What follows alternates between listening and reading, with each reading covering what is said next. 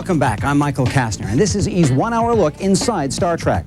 The next stop in our continuing Star Trek saga is Deep Space Nine. Actually, DS9, as the series followers like to call it, isn't a Federation starship at all.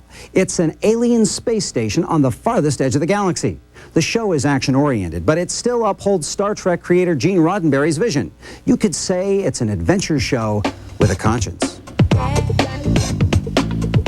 In here is the Gamma Quadrant. Out here is, I don't know, solar system. The Gamma Quadrant is the portion of space where Deep Space Nine is located. Amazing that it can be found on a sound studio on the Paramount lot.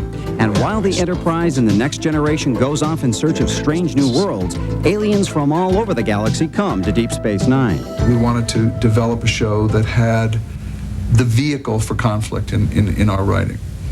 So what we decided to do was to come up with a situation where Federation personnel, Starfleet officers, were invited to come in to an area that they weren't particularly all that welcome in, and an area in which they weren't all that comfortable in. What the hell do you people intend to accomplish here? The sets that have been created for Deep Space Nine are very realistic and nearly functional. The main sets that are part of the show are where we're sitting on now. This is ops, and that's short for operations. I'm actually sitting in Chief O'Brien's panel here, and if I were to press some of these buttons, some very wonderful things might happen. This guy here, he's not there now, but he pulls the doors open. But they work, you know. I think the sick part of it is you start to kind of, because these sets are so real, you kind of start going, yeah, we are in a station. We are in space, isn't it cool? And we're all dressed in uniform all the time anyway, so it's playing pretend all day long. When I started this show, my son was 3.5 months old. And that's the first thing, he comes on the set all the time because that's when I get to see him. And the first thing he did was look at it and touch it, poke it, and then he laughed. And that was the last time he ever made mention of my nose. It was like, okay, that's what Mama wears when she's at work. Nana Visitor also has to wear alien garb.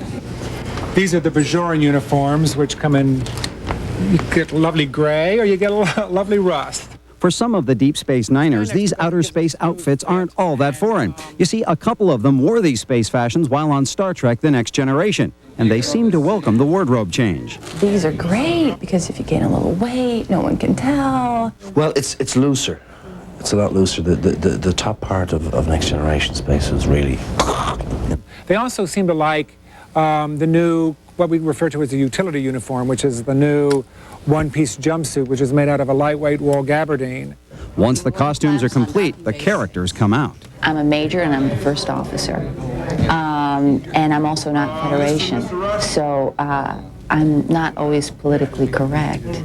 He's chief of security, yeah. And he's a shapeshifter.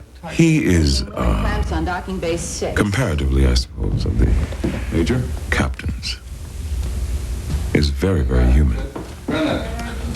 He shows, wears what he feels. Cisco to security. Go ahead. I need a couple of officers to go on a rescue mission to Bayshore. Report to run about pad C. On our way. One of the most stimulating personalities on Deep Space Nine is Quark. He's the local club owner and loves to scam on women. I am sort of Sam Malone, and I have his good looks as well. I have my own establishment. I have a lot of lovely female types coming in and out of the bar all the time. I make a great deal of gold. Very well, very well. Perhaps we could discuss these new rules over a drink. If you don't take that hand off my hip, you'll never be able to raise a glass with it again. Pig is the right word. My character's a pig. You forgot the thing. All right. You look so gross, those teeth. In this scene with Rick Colby, who's directing, wonderful director, I'm meeting a very lovely Boslick, which is a new race to our show, Boslick freighter captain. Now, Leslie, could you go for his earlobes? That's where you normally don't grab him, but Just caress him as you come in. With my hands. Yes. Just because he's a chauvinist pig doesn't mean Quark isn't a sensitive 24th century kind of guy. Oh, very sensitive to my ears. Oh, yeah, yeah. Action, please. Hi, Clark.